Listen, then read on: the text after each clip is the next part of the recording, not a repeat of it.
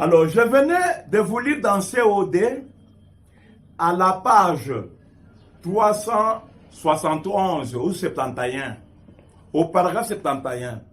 Mais mon souhait que vous, là où vous êtes, vous puissiez commencer depuis la page 370, depuis le paragraphe 66, jusqu'à la page 372. Que vous puissiez comprendre ce qu'il en est. Alors, en vous lisant le paragraphe 71 de COD, à la page 371, nous avons trouvé que Branham dit que Lucifer était un chérubin, était un ange protecteur.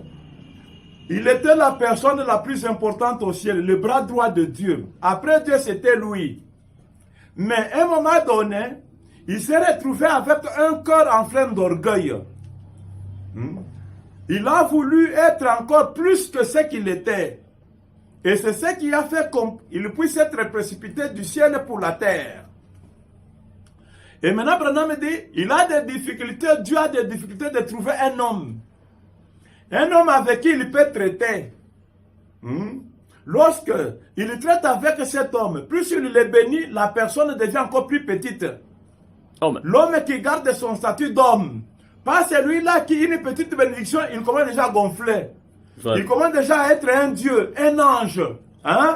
Il gonfle déjà, il commence déjà à chercher la personne la plus importante. Il dit non. Donc Dieu cherche la personne plus Dieu la bénit et la personne devient encore moins. Et sa baisse devient rien. Voilà ce que Dieu cherche comme homme. Amen. Avec qui traiter. Et c'est pourquoi tous ceux qui ont essayé de faire dire à Branham, s'il était Seigneur Jésus-Christ, ou même s'il était tout simplement Dieu, tout ça, il cherchait quelque chose qui pousserait Branham à être un diable. Un vrai prophète ne vient pas en se disant c'est moi. Il laisse l'écriture s'identifier. S'il le fait, il a déjà basculé dans ce que Lucifer avait fait. Voilà pourquoi il vous dit, même de ceux qui ont fait dans les serpents écrasés en disant que ça, c'est de faire de moi un antichrist. Un antichrist. Parce que s'il a prouvé ça, ça signifie quoi? Même vous direz, donc Branham a dit qu'il est Dieu. Il a accepté ce qu'il adorait. Alors la personne comme ça, Dieu ne traite pas avec elle. Vraiment. Est-ce que vous avez un peu un minimum d'intelligence ou bien vous êtes accro? Accro à quoi? À des histoires qui n'existent nulle part dans la parole? Dans la parole. Dans la parole. Donc, vous dites rentrer à la Bible, nous rentrons à la Bible. Nous vous disons quoi? La Bible n'a qu'une seule promesse. C'est la promesse du salut, du rachat. Amen. Quand Jésus est venu là, croire en lui. Croire en lui, ça dit, traduit l'espérance que moi aussi, que je puisse être racheté le jour de son retour. C'est ça. Donc, à l'apparition du Seigneur Jésus-Christ, on espérait décrocher le salut, le rachat, la rédemption. Et quand vous voyez un prophète, Branham te donne la signification du prophète. Ce n'est pas seulement un voyant ou quelqu'un qui annonce quelque chose, mais il est aussi celui qui interprète la parole écrite, c'est-à-dire qu'il l'accomplit par sa propre vie et par ses œuvres. Où est-ce qu'il l'a dit? La fête des trompettes, paragraphe 107. Alors, nous continuons. Donc, il faut que quelqu'un soit humble. Dieu utilise quelqu'un qui est humble. Et cette humilité-là, c'est ce qu'on a trouvé chez Branham. Voilà. Apocalypse chapitre 5, deuxième partie, paragraphe 90. Mais moi, je commence depuis le paragraphe 89. Nous lisons. Un agneau. Pourquoi n'avait-il pas vu l'agneau auparavant? L'agneau était assis sur le trône du Père, au milieu des gardes. Jean ne pouvait pas voir là-dedans. Il voyait seulement ses quatre faces, c'est-à-dire ces quatre êtres vivants qui se tenaient là. ces 4 chérubins qui se tenaient là, gardant ce lieu saint. Et nous avons vu cela dimanche dernier. Et dans d'autres leçons, qu'il avait vu cela, mais qu'il n'avait pas pu voir ce qui se trouvait au-delà. Et là, tout à coup, apparu d'une façon mystérieuse et soudaine, quelqu'un, un agneau. Paragraphe 90 maintenant. Maintenant, ceci montre que ce n'était pas une bête naturelle. Un agneau, car il prit le livre de la main droite de celui qui était assis sur le trône. Un agneau ne pourrait pas faire ça. Voyez-vous, il était l'agneau. L'agneau était Christ. En d'autres termes, dans ses attributs, il était humble et doux comme un agneau. Amen. Vous avez compris? Amen. L'agneau que l'on a vu en Apocalypse, ce n'était pas une bête. Ce n'était pas une bête. Ce n'était pas non plus Jésus. Amen. Vous savez, n'ayez pas de confusion, non? Branham te dit au paragraphe 91. Maintenant, remarquez que c'était un agneau rédempteur. Un agneau rédempteur. Tout comme les premiers. Voyez. Dieu ne peut pas changer. Amen. Le premier rédempteur fut un agneau dans les jardins d'Éden. C'était un agneau que Dieu offrit. Amen. Et c'est encore le cas juste ici dans l'Apocalypse. C'est encore un agneau. Pour acheter quoi? La condition déchue et l'héritage déchu d'une race déchue de gens. Un agneau revient pour acheter comme au commencement pour nous racheter. Amen. Peut-être que vous n'aurez pas compris parce que j'ai utilisé le terme qui dit que cet agneau n'est pas Jésus. Quand même, vous venez d'écouter là, on vous a dit que il est appelé agneau à cause des caractéristiques parce qu'il est doux comme l'agneau. Je vous prends le serpent écrasé. Le serpent écrasé. Paragraphe 148. 148. Avant d'arriver à 148, je prends 145. Oui.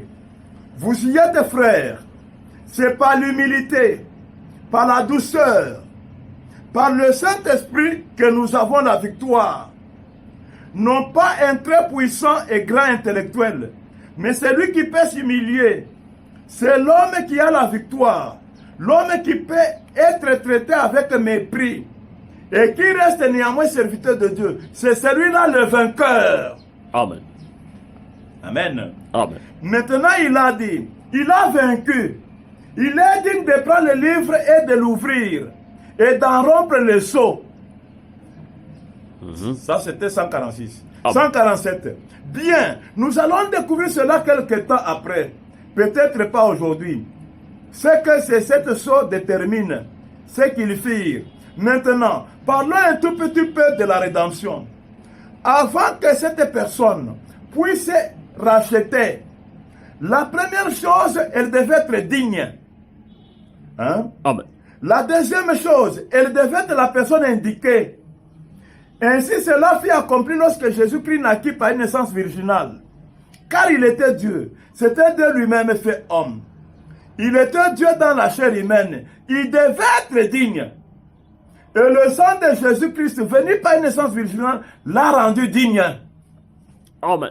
Voyez cet agneau-là. Hein? Qu'est-ce qu'il a rendu digne?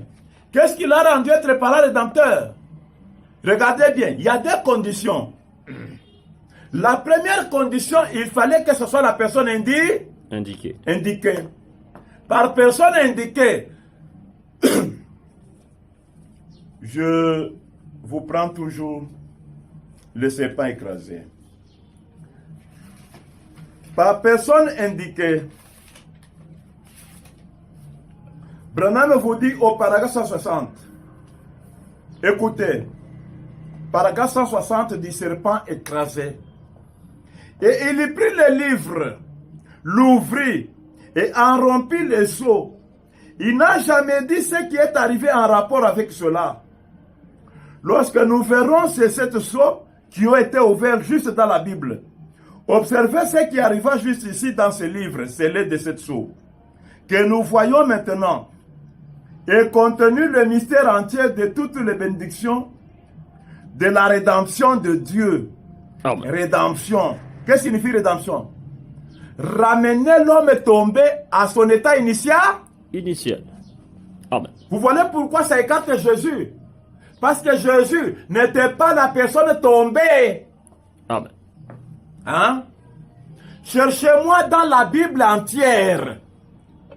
Hein? C'est ça, la Bible, c'est la parole promesse. Cherchez-moi dans la Bible entière, là où il est dit que c'est Jésus qui était tombé. Là où il est dit que Jésus, c'est l'homme qui était tombé, qui a perdu la divinité par les péchés. Cherchez-moi dans la Bible. Vous voyez? Déjà là, votre argument, hein, il est faux sur toute la ligne. Amen. L'homme dont on parle ici, qui doit être digne, ce n'est pas Jésus. Jésus devrait être digne. Mais lui, hein, de Jésus, nous y avons pris que le sang. On va le voir tout à l'heure. Amen. Le sang pour rendre c'est quelqu'un-là, la personne indiquée digne. Amen. Parce que la personne indiquée, ça veut dire quoi? C'est la personne à racheter. Amen. La personne qui devait aller dans l'esclavage et puis y retourner. Amen. Pour récupérer son héritage. Amen. Hein?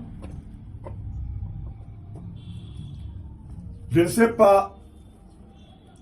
Nous parlions de comprendre, n'est-ce pas, les choses. Comprendre les choses, ça demande un tout petit peu d'intelligence. C'est pourquoi il y a une manière de lire la parole de Dieu ou de l'écouter. Soit c'est d'écouter seulement ce que quelqu'un d'autre avait dit, mais toi-même tu ne comprends pas ça, tu commences à répéter ça. Soit encore, c'est d'écouter sans comprendre. Vraiment. Quand on met l'intelligence de côté, on peut soit commencer à répéter comme un perroquet ce que les autres hommes ont dit. Mais toi-même, tu ne comprends pas c'est quoi. Et puis c'est venu d'où? Ou encore, on écoute, même ce qu'on écoute là, on ne comprend pas c'est quoi. Donc ici, on vous dit quoi? Il prit le livre, l'ouvrit et a rempli le seau. Il n'a jamais dit ce qui est arrivé en rapport avec cela. Lorsque nous verrons ces 7 sceaux qui ont été ouverts juste dans la Bible, observez ce qui arriva juste ici dans ce livre scellé de 7 sceaux que nous voyons maintenant et contenu le mystère entier de toutes les bénédictions de la rédemption de Dieu. Amen. Toutes les bénédictions, c'est-à-dire le couronnement des bénédictions, c'est le salut, le rachat. La rédemption elle-même. Pas les gages, la rédemption elle-même. Amen. Souvenez-vous, il est l'agneau. Il est le seul qui a racheté cela. Et souvenez-vous, c'est scellé au dos du livre. Ce n'est pas écrit à l'intérieur. C'est scellé au dos du livre. Et ce n'est pas écrit à l'intérieur. Amen. Est-ce que vous avez compris? Vous avez compris? Non, vous ne pouvez pas bien comprendre cela si je ne reviens pas avec vous à la Genèse. Vous savez, tout ce que l'on ne comprend pas bien en Apocalypse, il faut rentrer en Genèse. Amen. Paragraphe 72. Des questions-réponses sur la Genèse. Vous allez comprendre le sens de pourquoi les livres étaient scellés au dos et non pas à l'intérieur. 72, paragraphe. Bon, c'est exactement ici que Dieu intervient. C'est précisément entre l'unitarisme et la Trinité que vous trouverez immédiatement la chose. Regardez maintenant, quand Dieu s'abaissa, se dévoila jusqu'à descendre vers cet homme. Maintenant, l'homme ne pécha pas dans son esprit, mais